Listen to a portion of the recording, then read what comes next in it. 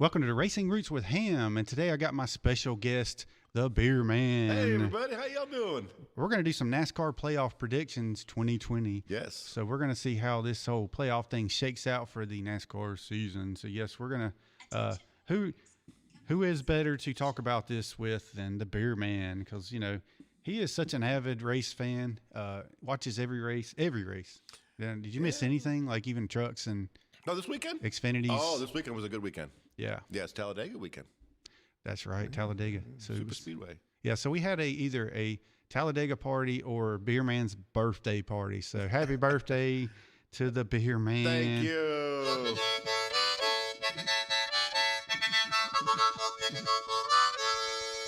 All right. All Hey, right. Thank you. My happy birthday song. Did I not do that Saturday night or Sunday? No, I never heard that yesterday. All right. So thank you. Thank you. Yes, absolutely. So I started doing that when we have birthdays in the mornings here at WAME, and thanks to Billy Buck for allowing me to use this beautiful studio. As you can see, we have a couple guests in here. Yeah. We have Kiki and our friend over here. Yeah. I don't know his real name, though. What's your name? Roger. Roger. All right. Roger Bolton's in the house. Bolton. Very cool. All right. Well, good to finally know your full name. Okay. Yes. Cool. Yes. So yes, if you don't know, we're doing our Racing Roots with Hamm, and thanks everybody for tuning in. But I was a 25-year NASCAR engine builder, retired about a year and a half ago, and then the Beer Man was in NASCAR for a long time. Oh yes, did a lot of marketing promotions for the team, and had good time. Yep, you got in a few years before me, at least 2 years. Yep, two to three years before. That's right. That's right. Back in the Kyle Petty Mellow Yellow days. So. Yes. I met Felix Sabates down there in Stuart, Florida, probably around 1991. Mm-hmm. And a good friend of mine sold them a house, and they needed somebody in the construction business to help them repair the house and get it up to standards, like painting and plumbing and all that.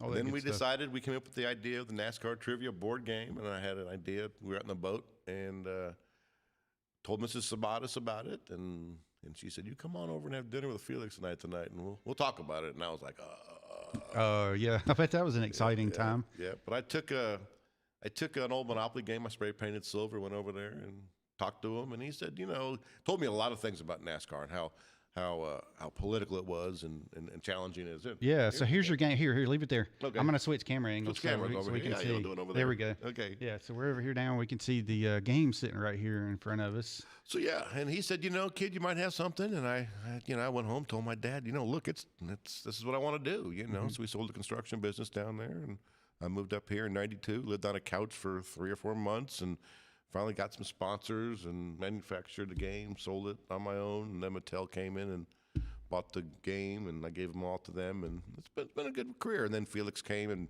Mellow Yellow was leaving, and Coors Light came on board, and he wanted me to help him with the Coors Light sponsorship, and I can get rid of the rest of my games, he said. And I was like, You got that right.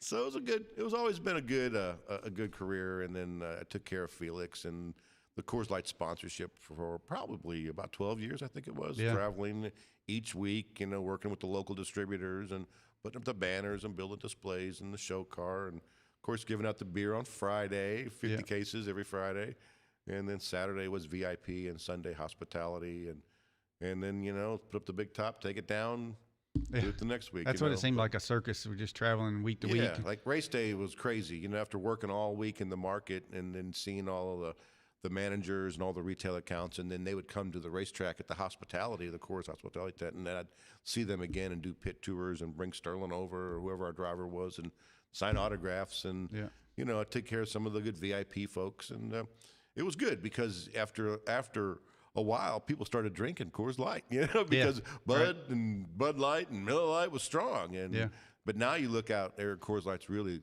come alive, and so helped that brand, and had a lot of perks, going through it. But just traveling week to week to week. And we had a couple other buddies with me, Stephen Moffitt, and then, of course, Marty Forcier, our buddy Marty. Oh, yeah. And then Johnny Hodge was my last partner in crime there. But we really had a good time. We'd kind of flip-flop back and forth. But, covering every day of the Cup season during the week and the weekend was a challenge. Well, it's kind of a big deal whenever, the first year for Coors Light and with Kyle Petty, and he wins at Dover.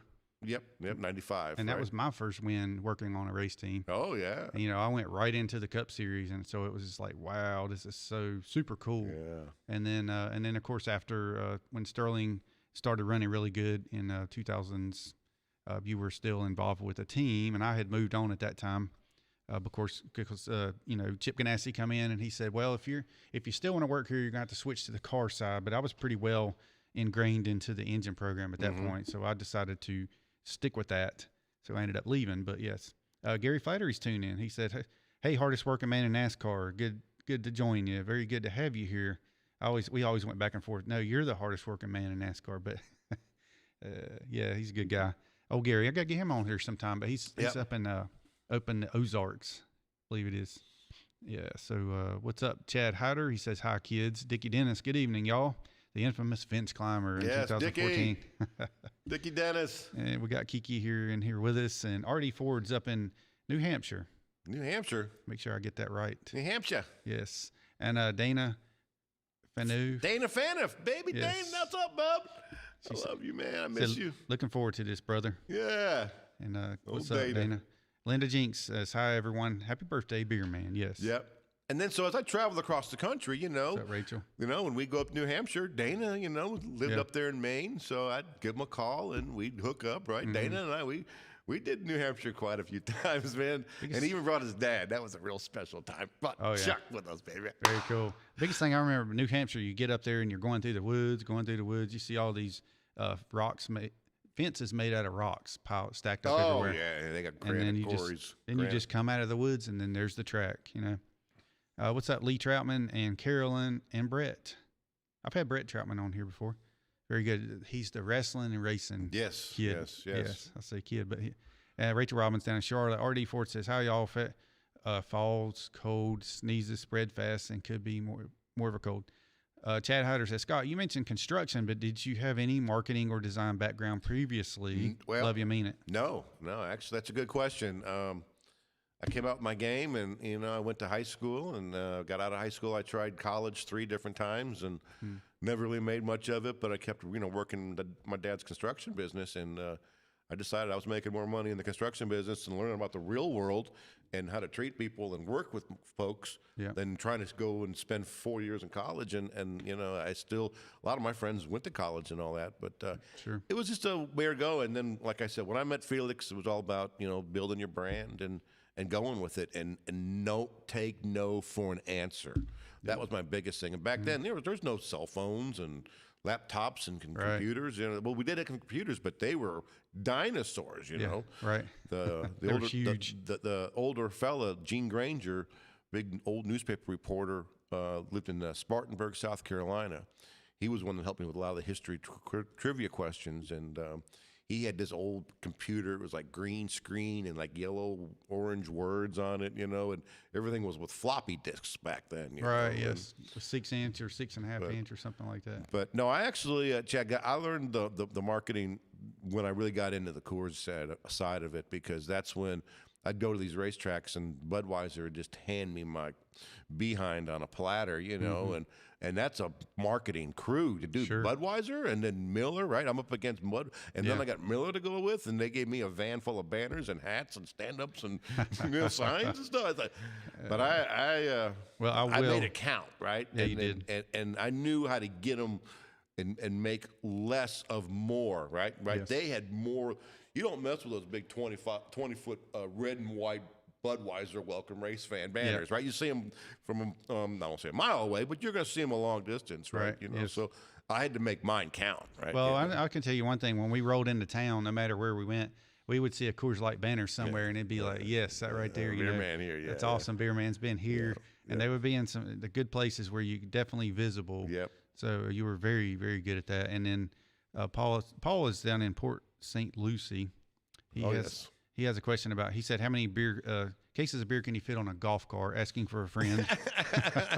It's tough to fit 50 cases on a golf cart, I can tell you that. No, we do 50 cases, and Sterling used to take about 15, 14 of those every time, at the bus. Sure. And if it was a Talladega weekend, like this weekend, he'd call me Sunday morning and go, hey, Trev, I need some more beer at the motorhome. And I'd be like, oh, man. Already? Yeah, 50. Because all his friends would come, but they wouldn't bring any beer, right? Right, yes. So I'd have to kind of do some, shuffling around Sunday morning. But, Sterling was just a wonderful guy to work for, and we love him very much. Yeah, for sure, man. And, for sure. Gary says, I'll miss you guys. You too, old buddy. I'll make a trip to North Carolina and come to visit you. Yes, you need to come on down. Yeah. Be a good time. Rich S says, hello from Daytona. Rich, yeah, my buddy Rich. Yeah, that's right. Yeah, What's up, Rich? Yeah, we're coming down Wednesday, buddy. We've been loading the U-Haul today. Yeah, so we were kind of asking for picks on the playoffs this year and who's going to win the championship. Mm-hmm. So Gary says Harvick is my pick and to win the Cup this year. So we'll see. That was kind of my pick too. I mean, because he's had the most wins, I'd say. Well, that's my favorite. So, obviously, him and the 11, Hamlin, and I actually was about to write Hamlin off the last 2 weeks, with the Michael Jordan deal and everything coming about. But all of a sudden, he got focused. But Talladega's its own little animal, right? Right, absolutely is. Yes. So my Uncle Randy's tuned in with us. He says, hey, is this thing working? Yes, it is working. Hey, is this thing on? Hey. That's pretty much it. On. Yeah. Well, I told him that Phil was going to be here also because yeah. My uncle's always been like a huge photographer. He's the one that took a lot of pictures of me down in Rockingham, Wilkesboro, and all this. The ones where I'm walking down on pit road to pick up the lug nuts and Earnhardt drives by. Good photos, man. Yeah, he did good with that. So he's the one that dropped his lens cap into the Porta-John. Yeah. But he also mentioned to me that he had he went after it, but he wrapped his hands with a bunch of tissues and went in there and grabbed it, and it was sitting on top of tissue. So it wasn't, I kind of joked around like his hand turned blue from it, but he didn't get it that deep into it. One thing you never do is use the Porta-John on a Sunday morning on a Talladega weekend. Oh my gosh. Oh, you don't go by those porta potties on a Sunday morning. You go find someplace else. Yeah. But sometimes you can't, right? Right. You don't have any choice sometimes. If you ever been to right? Talladega, we all know. Yeah. But, I always, I went for 7 years and I always was so nervous about having issues on race day, and fortunately all those years, I think I ate so good and I was so careful about it that I didn't have any kind of, accident issues, anything. Like you hear drivers, had some accidents and things. But anyway, I didn't want to have to use the Porta-John, I guess is what I'm getting at. Yes, he says, Randy's got it on his TV. Very good. So he's got us on the big screen. Cool. He said, cool, I had a little trouble getting started, but this is cool. Yeah, you can tune in every Monday night at 7:30 for Racing Roots with Hamm, where I have a different guest each week. I was trying to say each week. So next week is going to be one of Phil Cavalli's friends, and it's a young driver. And I didn't write his name down, but maybe I can figure it out here in just a second. It's going to be a surprise. Yeah. How about that? Surprise. We'll yes. just surprise it. Yeah. But Phil has really, you lit a fire under him last week. Very cool. It seems like, and he really wants to kind of get involved. And and he's got a lot of cool friends, and like everybody does, down here, Yeah. Phil's been around a long time. Mm-hmm. So, yeah. Yes. I mean, yes. And I was thinking tuned. that during the race when we were watching the race with Talladega race, and he was over there. And, he was talking about, he was sounding like a spotter and different things like that. And I'm thinking, I guess he's over there taking pictures during the race, and he's been taking a lot of pictures. But he also probably was listening to the race at the time to see what accidents were going on and all this stuff. So, so then you know where to go. And I'm sure he did a lot of running. He was in pretty good shape back then. He looked like, except for the mullet wasn't very aerodynamic. But I do remember that big curly head of hair there. And so he would have to run to wherever to get the good picture. That's right. Yeah. So thanks everybody for tuning in to us tonight. We're let's see, you were originally from Chicago. Grew up in Chicago. Left there in '69. Mm-hmm. I remember the Cubs, and then moved to Stuart, Florida, and then got in the construction business with my dad, and really that's kind of where my roots were in Florida. But when I met Felix Abadas, and he says, kid, you got something, and what was I going to do, right? I had to chase my dream. That's what I said. If you ever have an idea, don't ever give up, because somebody else out there will find it and do it. And it wasn't long when I was over hanging out at Sandwich Construction Company, and sure enough, here comes Randy. Randy comes in with his NASCAR Team Winston Cup team trivia game, and it was just like a Trivial Pursuit game, not much thought to it, and but he's one of them souvenir guys. So evidently I was in there running my mouth a lot, right? Oh, And somebody probably said, hey, we can do that, But he was at the time just really into it. But that's okay. It was all good. What we ought to do is ask some of the questions here to get some answers. See who knows the answers. Oh, well, it's a lot of old trivia, so a lot of it has kind of been changed. We'll be able to tell who was around back then and paying attention. Suzette McGuire's watching from California. What's up, Suzette? Yeah. And Chad says, Phil was awesome. Really enjoyed last week's show as well. Yeah, so if you didn't watch last week's show, we'll put it right up here or right up here. I always get that backwards, but it's going to be right here. And you can hit that and watch it after you finish watching this video.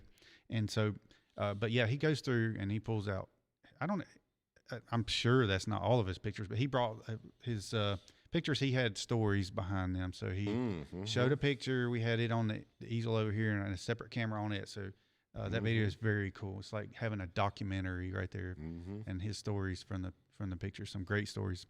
So yes, Paul says Stuart, Florida is right down the street from me. Yes, it is, Paul. Yeah. Dude, I grew up there. I moved there in 69, bro. What is it now? It's a lot. It changed. Yeah. We lived on US 1 right there by John Joachim Chevrolet in a trailer park, and then bought some warehouses, and my dad did some really good investments, and we did well for the family down there. So got out of Stewart, and now we're based out of De Leon Springs up there, and so we're good. Speaking of De Leon Springs, I went and found another springs while we were down in Destin and headed back this way. I found another Ponce de Leon Springs. It's the one Jana had told me about.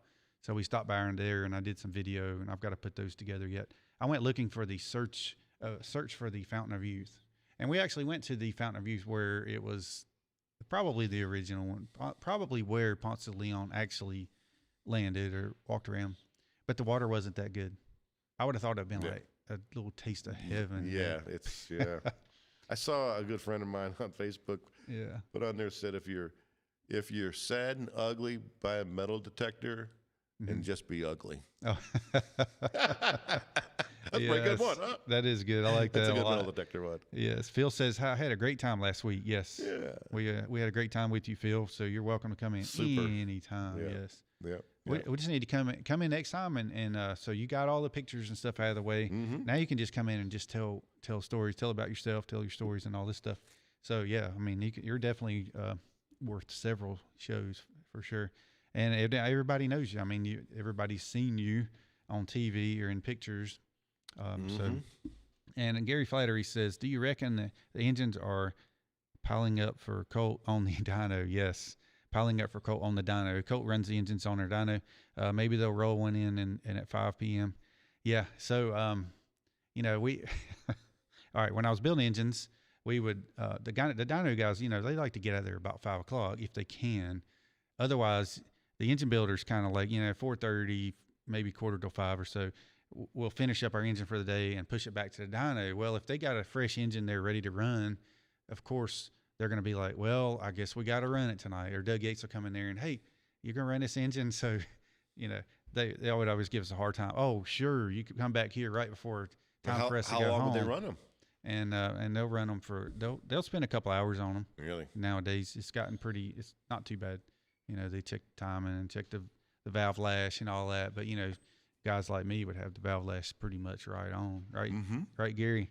So not always, but, that's the way it goes. That would make their job a little bit easier. But there's a lot of stuff behind the scenes that people do not realize that on these engines. And you have about 3 guys back there, they're running the engine. And they work hard, that's for sure. Yeah, so Paul says, I don't know if that Chevy dealer is under a different name today. Oh, John Joachim's gone. Yeah. Oh. Yeah, they're gone. It's right now. It's next to Wallace on the east side of US 1 there by the B&A flea market. Oh, okay, yes. That's where our property was. You'll see some old warehouses back in there. Scotty's Lumber Yard used to be right next door and all that. But, my dad was really my biggest influence. He brought me to my first race in 1974. I was 10 years old. And we've probably missed maybe 3 or 4 since then, once I got into racing, we'd go every year, and so here we're gonna switch cameras, and so he was the one that really got me into racing, and during the 500 weekend, it would always be just the guys, and their sons, and then for the 400 weekend, for the July race, we would go up and bring the girls and moms and stuff, and that was more like the vacation one, but going down there as a kid to see the things I saw, and I really enjoyed the spectacular, like most people do, the smell of the cars and all that. But once I got hooked, and my good friend Steve Dutcher, he's so cool, man, good friend, and he's the one he was the realtor that sold Felix the house down there. And he said, "Hey, some guy named Felix about us?" I go, "Dude, that's Kyle Petty's team owner." At the time, it was the Peak Antifreeze car, and so we got to know him really well. And Felix is a special guy, and to be a mentor, to get behind me and push me.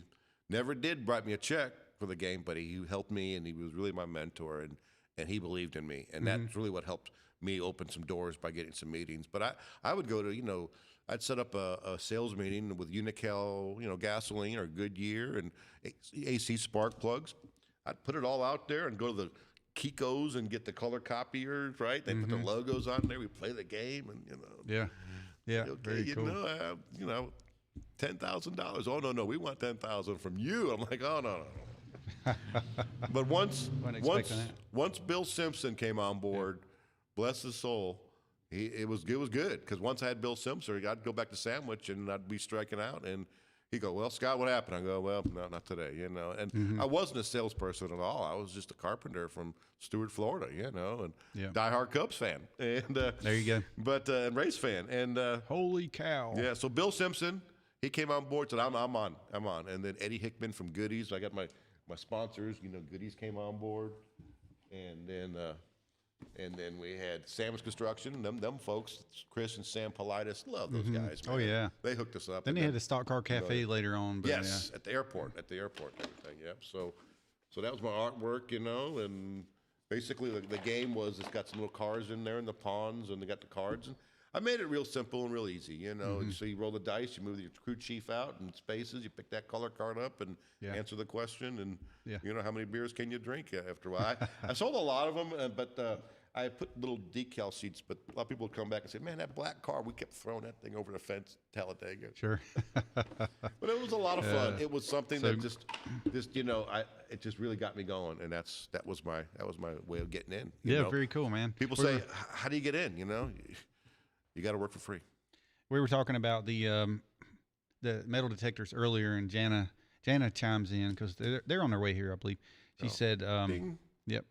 She said, David, don't you have a metal detector?" Yes, I do. And I don't know if that's implying that if I'm ugly, I can be metal detecting or something like that.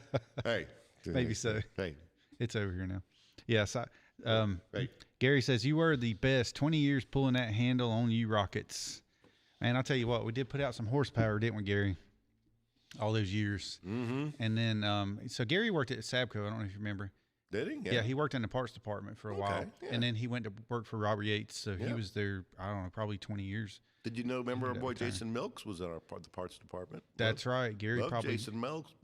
Yeah.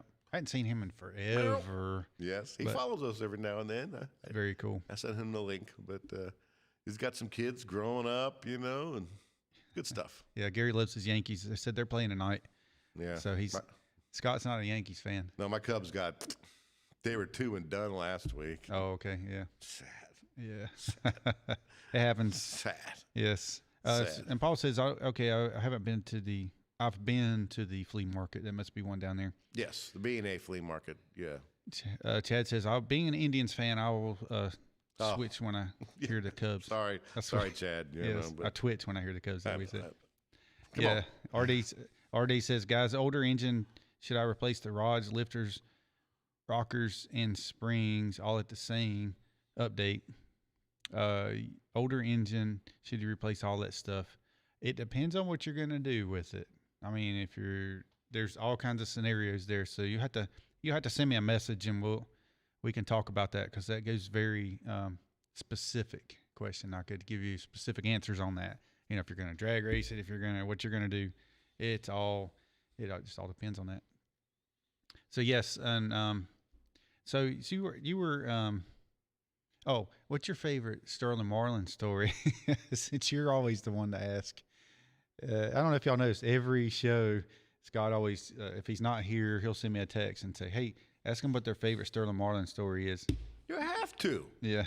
Sterling was a great guy. We love him. He still is a great guy. But back in the day, man, he was full of jokes and practical jokes and stuff. Mm-hmm. You know, I got so many favorite Sterling Marlin stories, and that's why I love to hear other people's Sterling Marlin stories. You know? Yeah. You know, I mean, we were Sterling for about 8 years there, and you know, he quite wasn't sure when he first met me. You know, he's like, "You do what?" And then once he realized what I did for Coors and working for the team, representing the team, the local Coors distributors and the VIPs of Coors and Pete and all the corporate folks, it was kind of the behind the scene man, the liaison. Didn't do PR. I just did everything else but PR, right? You know, I mean, all the stuff that anybody didn't want to do on the team, I did it, right? You know, and he knew you were the one with the beer. Well, yes, of course, 50 cases on Friday, right? Yeah. Well, before we had Sterling, we used to only get 35 cases, right? And he goes, "Hey, how many cases of beer I get?" I said, "I don't know. How about 4 or 5?" He goes, "Oh no, I ain't gonna work." I said, "What?" He goes, "Miller, give me 10." I said, "Oh my gosh, 10?" I said, "Well, we're gonna have to up it because they only give us 35, and Schweitz, our truck driver, takes like 25, and trades it with his Croman buddy. Shh, love you, Jerry." Yeah, But anyway, chewing tobacco and all so that. we bumped it to 50, so we had a little bit more to play. But yeah, we take care of. But I would get the 50 cases from the distributor on Friday. That was my track day, right? Mm-hmm. So we would load it up in the van, and it was really neat because all the cold beer was always stuck in these warehouses that are refrigerated in the distributors. So on a hot day, like we go to Talladega, they'd put 50 cases of beer in my minivan, and then you drive over to the track, and then you get out and get your credentials and park. Then you got to go get the wagon. You bring the wagon back to the van, and you jump back in the van. And the van's nice and cool because all that beer is keeping the inside of the van cool, right? Right. So, but yeah, and everybody would go through the motorhome lot, and then the truck drivers and NASCAR, and whoever was on the deal, basically. I know we got like a case a month. I think it was something like that. Yeah, a team, on the team. Yeah, back at the shop, it was a couple hundred cases, I think, a month. Yeah, something like that. Yeah, the shop employees. Yeah, and not to mention, well, at the track, of course, we got all we wanted after the race. Load up your garbage bag to go to the airport and that kind of stuff. My favorite Sterling Marlin story is, like I said, there's so many. I love them. I love Miss Paula. That's how I met my wife, Jana, baby. And well, we were in Texas this one time, and Texas was when Texas first started racing out there. Coors sold a lot of beer out there, so we were like, "Yeah, we're gonna win this one." For me, it was like the beer wars, right? Bud was such strong, and in the East Coast. So when we got to go to Texas, Coors Original was strong out there, and so we did some good stuff, and so they were big fans of Sterling. They supported us, and so when I come to town, when I come to town, the distributor really appreciated that because I was their connection to the Sterling and all that, and so basically what we did was had a nice little autograph session lined up like we always did every single week. I talked to the manager. I got everything all lined up. All right, Sterling, we got to go.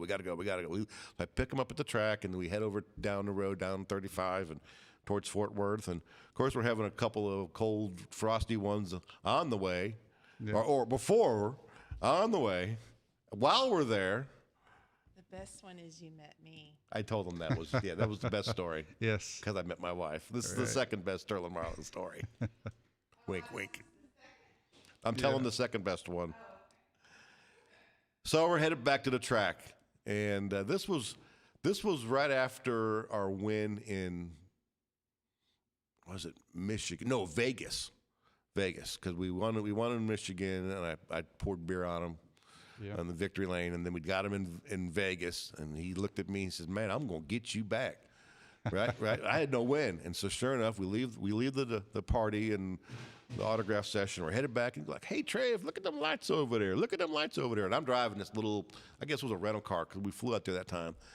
And I'm looking, and the next thing I see his arm grabbed a parking brake, and he rips it while we're doing about 50 on the off ramp, pulling by the track. And of course, when you pull the parking brake, the car starts spinning around. And I'm driving back and forth. I've got the thing, man, back and forth. And I kept it on the road, right? And of course, if you don't mess with the Fort Worth Police Department, and they're way up front by the light, and the car's spinning around in the grass and everything. And Sure.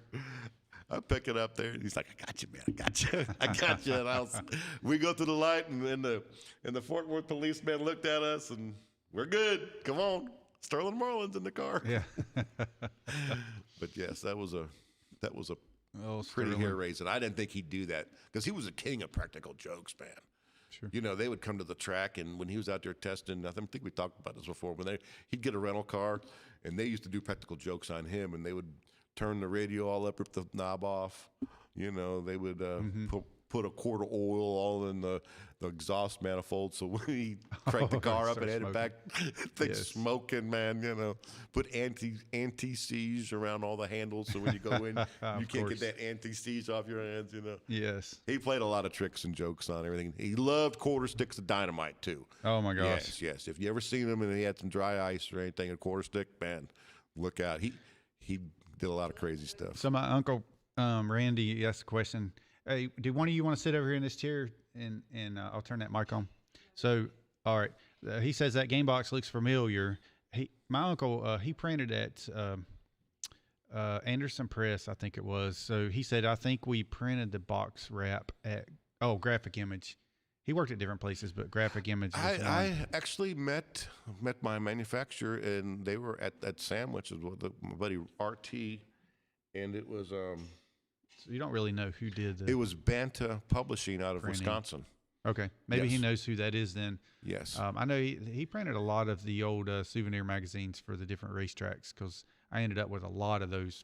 I worked with RT, Rodney Thompson, and also this other younger fella. He was the artist, and all I remember his name was Killer. I said, "Oh, I hear you, Killer." Yeah, Killer. So, and I was going to have one of those come over and read the comments. It'd be nice. In 1998, Dayton, Chad Hutter says, 1998, Dayton, Ohio, he met Sterling Marlin at a signing, had a copy of the Winston Cup scene on the back of the Winston Cup No Bull promo that had Rusty on it. And my dad, laughing, pointed and said, put an X over him. So I did.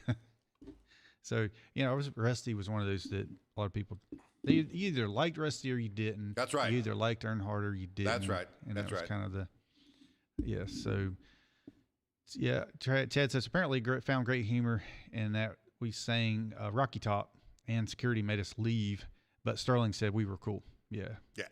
Good story there. Uh-huh. What's up, Sissy Odell?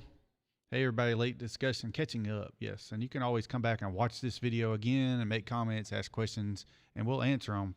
And Dawn Clark says she's late to the party, but finally here. And I have that T-shirt for you. I showed it to Scott. What do you think about that? Yes. Yep. It's crazy looking, isn't it? It's about the color of your shirt, and it's got the black on it, but it looks pretty nice. So, yeah, whenever you did the one of the other things you used to do was you'd go around, you would do the pit tours, Yes. of course. And you would come up and you would introduce me all the time. And you might have me come up and say a few words, whatever. But you'd be like, 3-time All-Star Jack Man, David Hamm. And he was so bashful back in there, I man. was. Yo, dude, you was like, oh, gosh. You were like, It was just awkward. and then I just laid it on more, baby. Oh, yeah. Oh, yeah. Yeah. Well, you were good at that. The pit tours were awesome. We'd have back in those days, those were Dale Jr. days. He was really popular, and people would wear their Budweiser hats to the track, right? To Coors Hospitality. And when they come to hospitality, we give them Coors tents and at the hats and stuff, all kinds of swag.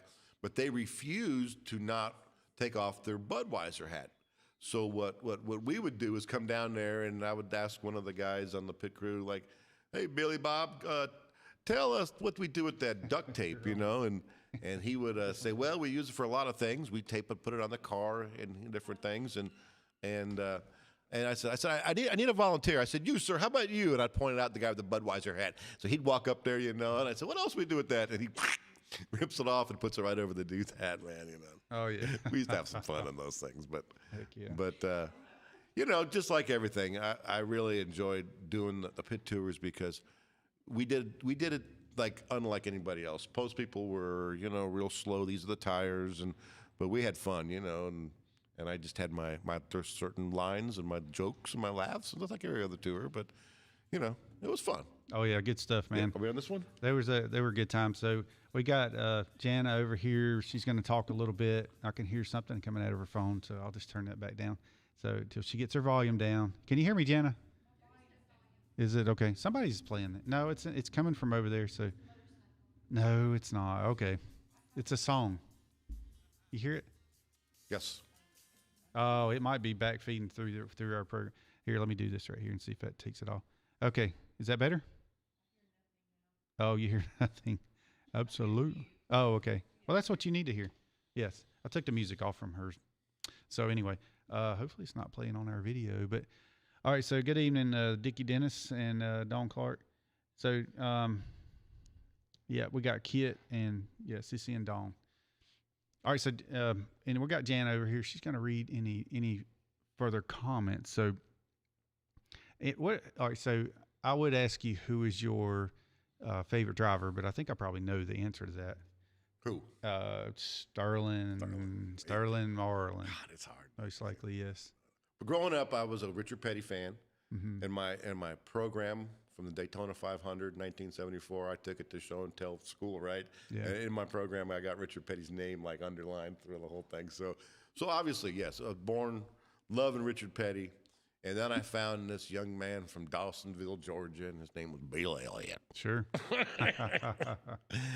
And becoming a Ford fan, I was like, you know, I kind of gravitated to Bill, right? You know, and then, you know, at that point, you know, Sterling was kind of the enemy. You know, he was done the Piedmont, driving a lot of Chevrolets, you know, and in the Kodak car, you know, and then once we got Tony Glover at the race shop, and Tony Glover came, we met Sterling Marlin, and it was on from there. But basically, Richard Petty, Bill Elliott, and Sterling. You know. Did you ever have aspirations to work for any other team, any other drivers? Always. Yeah. Always. I always wanted to work two things. I always wanted to work for a Ford team. Never got the chance to work for a Ford team. Oh, okay, yeah. That was tough. Yeah. Pontiac, Chevy, Dodge, we got them all, baby. But no, we didn't go Toyota, but no Ford. No Ford. So that's a big regret. You know, I really wish I could have worked for a Ford team. And then my other regret is I always wish I could spend some time and work with the Pettys. Mm-hmm. You know, I mean, I did with Kyle the first 2 years, but to work with the Pettys is something I really always wanted to do. You know, and I got to know Adam really well. Yeah. Adam was a really cool kid. We'd do autograph appearances at different grocery stores with Kyle with the Mellow Yellow Days, and my job was to take care of Adam, right? So we'd go around the store and mess around and give him noogies and stuff. Man, we had some fun, you know. And I'll never forget when Jerry Garcia passed away. It was a tough day. That's who you look like right now. Yeah. So I love Jerry Garcia, and when Jerry passed away that Wednesday in Watkins Glen in '95. I got some Dancing Bear stickers, right? I gave it to Kyle, put it on his helmet. So Kyle drove that race with Dancing Bear stickers, you know, all over his helmet. He couldn't put them on the car because, you know, but he could do his helmet, and he knew how much I love Jerry, and that was some cool time. And so next week, what happens? Adam says, Hey man, Trev, can you give me some of them Dancing Bear stickers like my dad's got? I go, oh dude, no. Your mama killed me. No. Yeah. But yeah, and then my other good Adam Petty story was the time when we were he won that ARCA race. We went up to the King's condo, and we partied. And you weren't supposed to party in the King's condo, but we were partying that night. Yeah, it was right there beside you talking about Charlotte, right next to Sapco's. right beside Felix's. That was a special night. That's the time we were up there, and the King comes over, and my mom's sitting there, and he comes up and rubs her shoulders, and so she turns around and she looks back, and she's like, she was just like in heaven. She never even met Richard Petty. Of course, she seen him on TV. You know, her whole whatever. Well, he won the ARCA race, and that's what it was. And that 45 car, man, that was some good times. Yeah, he was a great kid right there. So, I really wish I could have worked with the Pettys. You know, it's a great group. I got to hang out with all of them. Yeah. Steven, Susan, Lance. The Moffats. Lance, and Lance. and Yeah. Grace Bailey, and of course Kyle, and Yeah. and Kyle really inspired me when I first met him. He was playing guitar, for all his life, right? Yeah. He's been playing. And when I first met him in '95, when we were on the boat at Felix's boat down there in Daytona, he breaks out this guitar. He's singing the Billy Button Monster, right? Yeah. He's just jamming. I'm like, wow, that's cool. Yeah, really. And just before that, it was when he was living in Nashville with Keith Whitley. Him and Keith Whitley were roommates. Bro. I did not know that. Yes. How come I never knew that? I mean, it's a little tidbit. I right love there, Keith Whitley. Yeah. I play him every time I have a show. I'm like, Yep, they were like buds, Fines. man.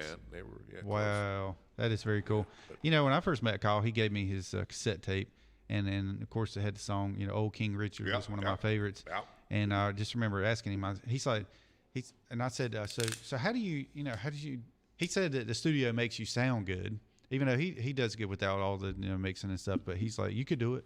So of course that's what I've always thought maybe I could do that. So I'll play my harmonica and all that kind of stuff.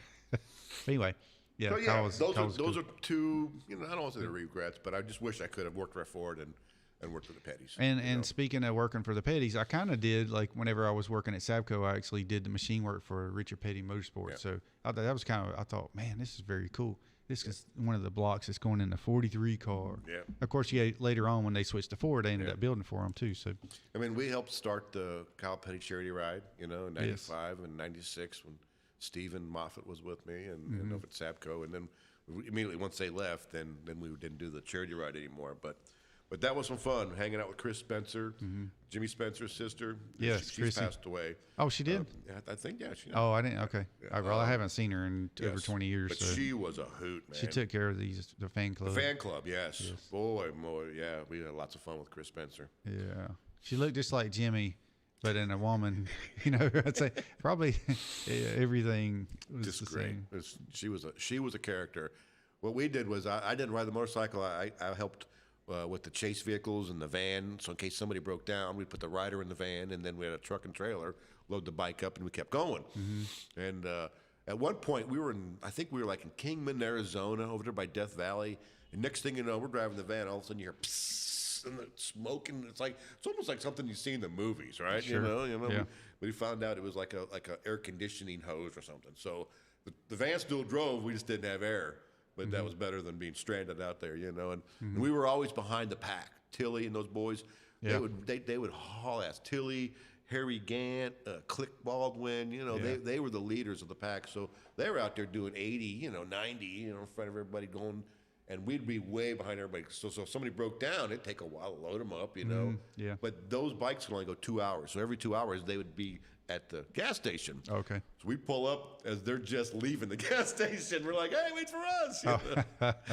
But yeah, that was some fun, the that's Cal great. Pay Charity Ride. So it's very good if you can still donate, and it's all good for good cause, with Adam Petty and all that. And we donate quite a bit, and it's been close to my heart. The whole cause of the Petties. Very cool. What you got over there, Jana? In the way of questions. Well, you spoke about Kit. How do you guys feel about dirt at Bristol? Is what Dickie Dennison's asking. Yeah. Oh, I think it's going to be very cool. Been a hot topic. There's no short of nudes in the NASCAR world, that's for sure. No short of what? Nudes. Nudes. Well, here's the way I look at it. If they can have a football game in there, or 2 football games, they can truck in some dirt. Everybody wants different changes and stuff. I think it's good, Dickie. I mean, it's kind of like, everybody, like today on the radio, everybody's like, oh, Talladega got too crazy, blow the line, too many rules. But then wasn't that what everybody's been saying? Yeah. Wait till the Talladega race. It's going to be wild and crazy. Yeah. So now you don't want the wild and crazy. You just want just a look. Come on, man. I think it's what was it, the 21 that got all the penalties? Yeah, it knocked him back to 21st or something like that in position when he finished second. Almost won the race. So if he would have won the race, then he wouldn't have won. Kind of deal. It's still, but yeah. Yeah. So, well, I think to answer Dickie's question, the dirt at Bristol was probably going to be pretty cool. They wouldn't do it if they didn't think it was going to happen, right? I mean, they obviously put dirt up there a few years back with the sprint cars, and and it worked out well, you know. Yeah. Let's Played try football it. game there. You know, my biggest concern is what do they going to do with Eldora, right? I mean, because once you take another dirt track, then you lose that coolness and that only NASCAR dirt track with Eldora, which is an actual dirt track, right? Right. Do they tell Tony Stewart, sorry, we're going to run the trucks on Bristol, or is there going to be 2 dirt tracks for the truck series next year? You know? But they're going to make it up and keep things different and changing. So, you know, let's just make it changing. Yeah. Look, we're getting rid of Kentucky and Chicago, which are 2 yawners, right? Right. You know, and so they're adding some Circuit of the Americas. Bruton Smith is giving up Kentucky, and he's leasing the Circuit of Americas, which is a super cool road course track in Texas, right? So, Yeah. It's going to be all right. It's going to be neat. And then the following year, when the new car comes out, then we're going to see some street court racing. I think we're going to probably see a street course in Chicago. Oh yeah, wouldn't that be cool? Yeah. NASCAR would That'd love be that. wild. Yes. Because Joliet is so far away from downtown Chicago, it's not even really Chicago. Right. You know what I remember It's- flying over the it's out there. townhouse and stuff. Looked like TV shows that I've seen, but A street course in Chicago with the Indy cars and the Cup cars. right. Yeah. And then they're going to do the Indian Cup at the road course in Indy. So, Sure. Yep. but yeah, I'm okay with it. I'm okay with it. All right. So what else we got here? All right, Paul Rodriguez says that he's from the home of Hasbro, Milton Bradley. There you go, Paul. They had think tanks to develop new toys and games. They had people work in rooms with kids to see which toys kids would gravitate to. You're a think tank. Milton Bradley, did he say? Hasbro, Milton Bradley. Yeah. See, what happened was before the Beer Man came around with High Banks, the Speedway trivia game, there was this company called Milton Bradley. Yeah. Yeah, a little company, it's right? just- Right. Yeah. Just And they made this game. Paul, you might know this if you have a think tank. They made this game called the Daytona 500. Ooh, right? But it was a card game. It was just basically a dice card, and you just kind of moved your piece around the board. Yeah. And it really wasn't a whole lot. they didn't right? have a track. They did, but it wasn't like Okay. it wasn't more of a more of a trivia and Yes. more of a thinking. It was just more of a kids game. Oh, okay. And so what happened with me is Daytona 500 games were everywhere out at the Charlotte Motor Speedway in the gift shop. Guy named Bob Stone. Love Bob Stone. He's passed away. Old white hair. He used to ride the little scooter around there, and he was a souvenir god.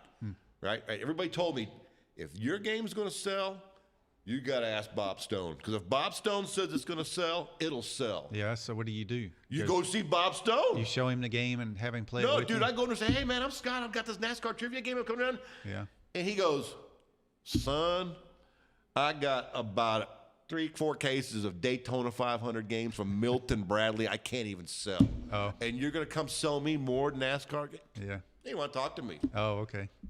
Forget about it then. I'll sell it myself. Dude. I'll sell it to Felix Sabatis. Do you know when somebody told me Bob Stone what am I going to do? I got to get Bob Stone's graces, right? I got to figure out how to get to Bob Stone. Okay. He told me take a hike, man. Yeah. Right. Yeah. He runs the souvenirs for Speedway Motorsports, right? Well, when I was striking out, my mom said, "Try a Dale Carnegie course." I was like, "What? Dale?" I didn't go to college, right? Okay. Always listen to your mom. Right. It helped. I took it 3 times. It helped me, right? But it just working and getting your idea. So I went and put my Dale Carnegie on Bob Stone. Yeah. Right? I wasn't going to let Bob Stone me out. It's Excuse kind of me, like run me a out, how to right? win friends and influence people too. Well, yes. Kind of thing. Yes. Yeah. So what happened was I was shut down. Yeah. I didn't have my actual game yet. I had a couple of prototypes when I'd see them, but I couldn't wait. So I finally got my game ready, right? I finally had my finished product, and I was waiting, and I kept going up there. Well, Bob's on vacation. Well, he'll be back in another week. I'll come back like next. Well, he'll be another day or so. I'd go back and forth because Okay. I didn't take no for an answer. And so I finally got my game. I'm like, hey, Bob, I got my game. No, wait, excuse me. He gets out of his car. I meet him in the parking lot. Yeah. He gets out of his car. He's like, hey, young man, how you doing? I go, Bob, I got my game. He goes, not you again. Not you again. But we went in his Gosh. office and we started talking. And I started telling him about my story and who I really was. Give me a chance, Bob.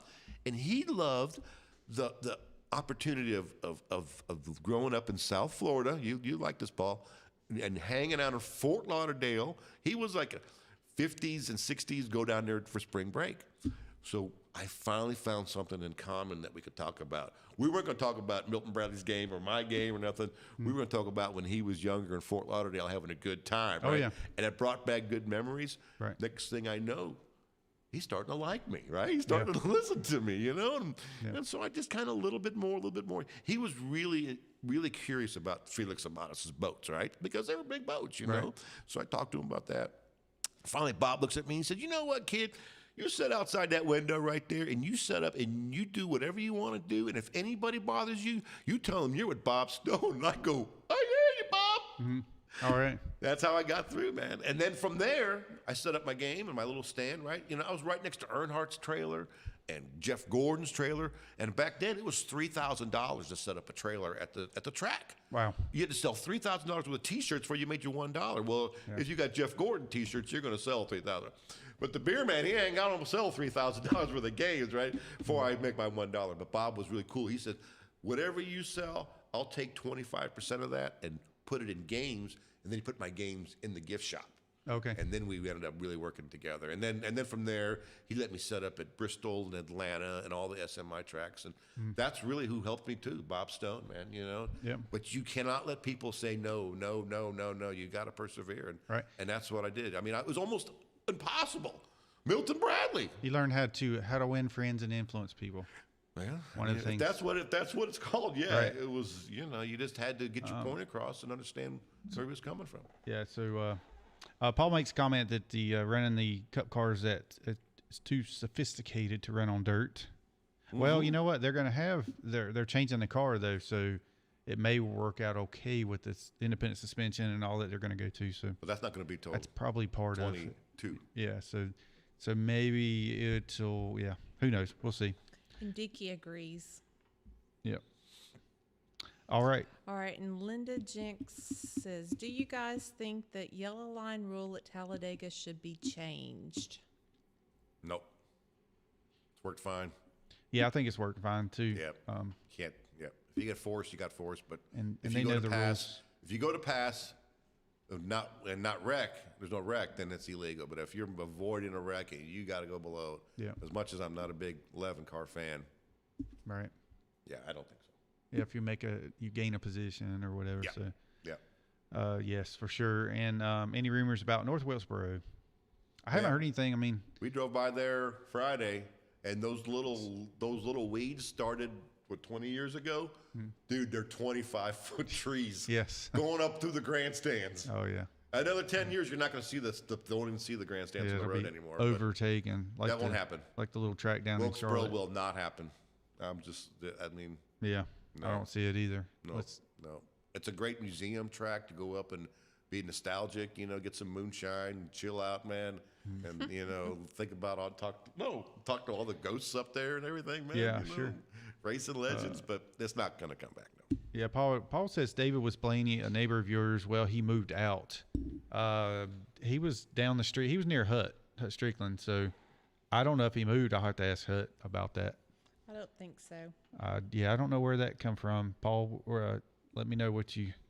Unless it was just recently, his mom and dad, I talked to them a while back, and they were talking about him living there. Yeah, because he just put in like a new driveway and did all this kind of stuff out front there. So, and Paul says they want to do dirt, but they don't want to use the whole asphalt at Talladega. Something's wrong.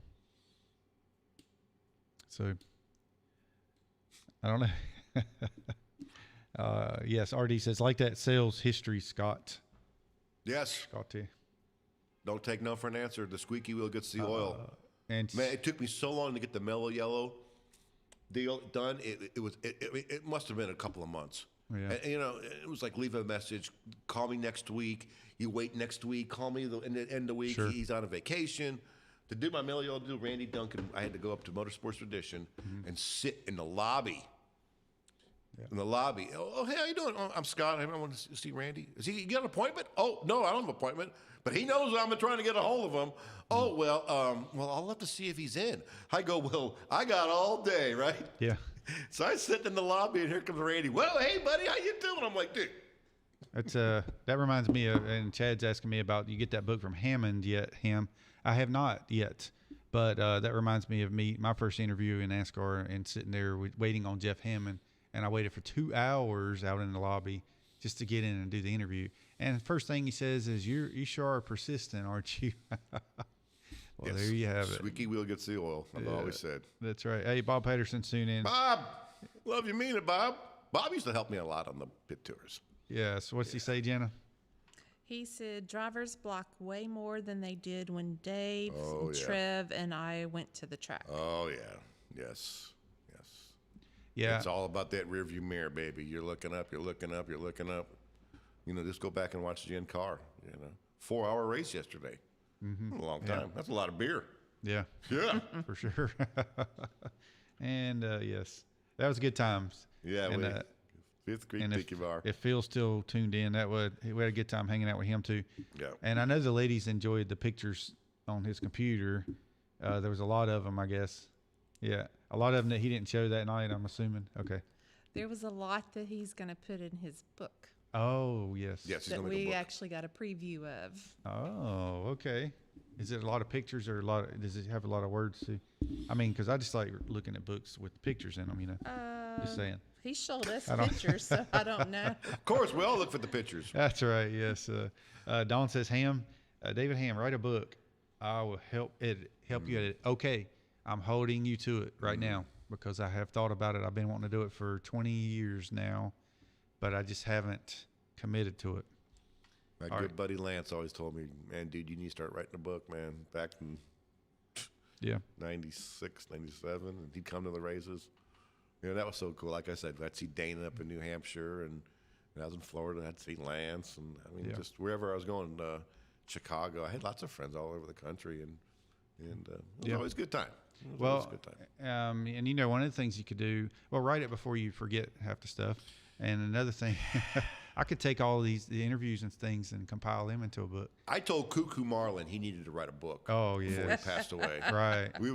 Cuckoo wasn't allowed to drink in front of the whole family, but he always has a little flask in there. And it was one Christmas because like I said, I did all the jobs that nobody wanted to, so I had to take the Marlin family from the race shop after the Christmas party to the airport to get on the plane, right? So I got all their stuff, and we're getting in there, and I didn't mind it because we're all friends, right? It's all Right. cool. Yeah, so I Cuckoo was got cool. Cuckoo, and all of a sudden the girls had to go to the bathroom in the terminal before we got up on the plane, and he's like, "Hey, beer man, come over here, come here." And he's got this little flask, and we're behind the tail of the string, and I'm like, "Dude, they're gonna smell that on you." He goes, "No." It's like, Cuckoo. I remember the first time I saw him, I was like, "That's Cuckoo Marlin." Sterling's dad. Oh, wait a minute, Cuckoo Marlin. Yeah, You talk very about cool. a legend. Oh, yeah, for Practical sure. Jokers. Yeah, and he come around quite a bit. Yes. Yeah, he once back it was a motor lodge. I think we've told this story before, but it was a motor lodge, and they were renting, and I guess Bobby Allison and a couple of them, and somehow they got the key to one of the rooms, and they opened up the door, and they put the sprinkler in the room in the middle of the night, and then they went back out and turned the sprinkler on. Oh, yeah. Cuckoo. So that's where it's good Sterling gets stuff. it from. For sure, man. Yeah. Dawn, I'm serious too. So yes, just that waiting 2 hour story is worth a book. Suzette says yes, definitely a book. David would be an amazing read, and Chad's going to pre-order one. So I need to get on that. Right. I mean, like tonight. I'll start tonight. Write my first few sentences. I probably don't want to write a book because I'd have people upset with me, and that's what Cuckoo yeah. said. He said, "I'll have Bobby Allison so mad at me," Yeah. and I said, "Dude, write the book, put it in a Foot Locker, and then we'll put it towards Stedman's racing career." Yeah. And Stedman never really Never. turned right. into a racer. True. But maybe little Sterling. Little Stedman's- Sterling. Yeah, he's a racer now. So that's a good Yeah. family over there in Columbia, Tennessee. Sure. I always love. People always ask, "What's your favorite track? What's your favorite track?" And well, yeah, I always had a certain line, and well, it's always Bristol and Talladega. Those are my two favorites. Sure. That's for sure. And of course, Daytona is always high on the ranks there. But Bristol and Talladega were the two favorites for sure because you really enjoyed yourself. And frankly, those are the two moonshine tracks. When I only drink moonshine was at Bristol or Talladega. Woo! All right. Yes, for sure. All right. Y'all got any more questions? Throw them out here now because we're going to, it's been an hour already. Yeah. Time has flown by. Flown by. Really quick. Yeah, Suzette's going to order one too. All right, so I'm on it. I'm going to start doing it. Actually, you know what? I did get a smaller laptop to where I can carry it around with me all the time, just for that reason. But I just haven't done it. Haven't even started. So, You have notes on your phone too. Yes. Yeah, you're right. I do. I could use the notes on there. I've got. Yeah. So, well, thank y'all so much for tuning in. Thanks to the Beer Man Scott, because he's actually, wrapping up his moving process. So he's going to be in Florida. I moved to North Carolina on one hot night, I think it was May 18th in 1992, when they ran the first All-Star race. That was the day I got here, and I bought a ticket in the infield, and I slept in my truck in the infield, right? How about that? At Charlotte Motor Speedway. Yeah.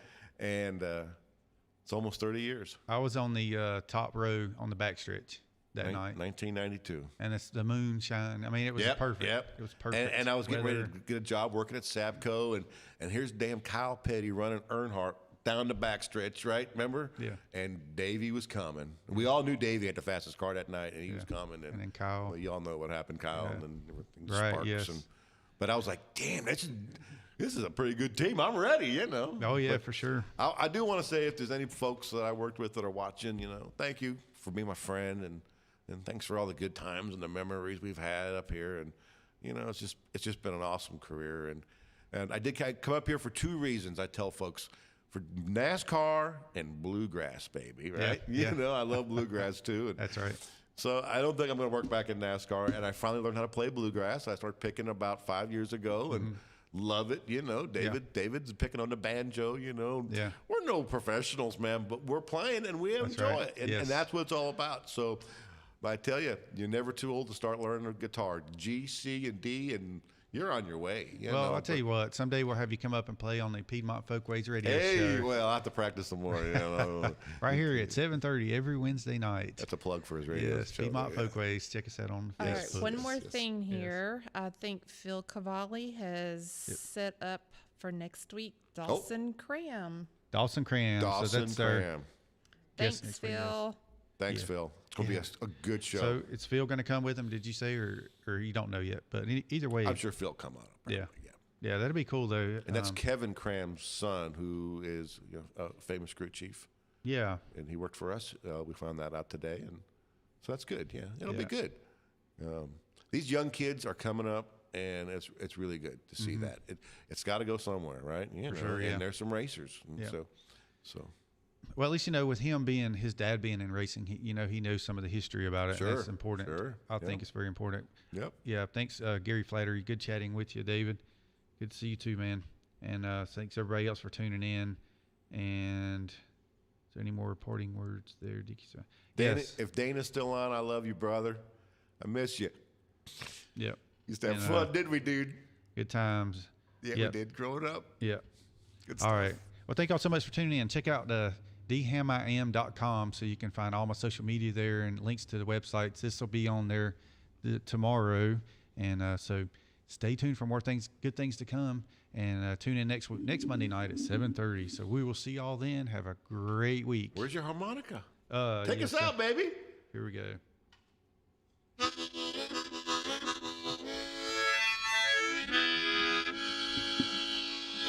Woo! Good night. Good night.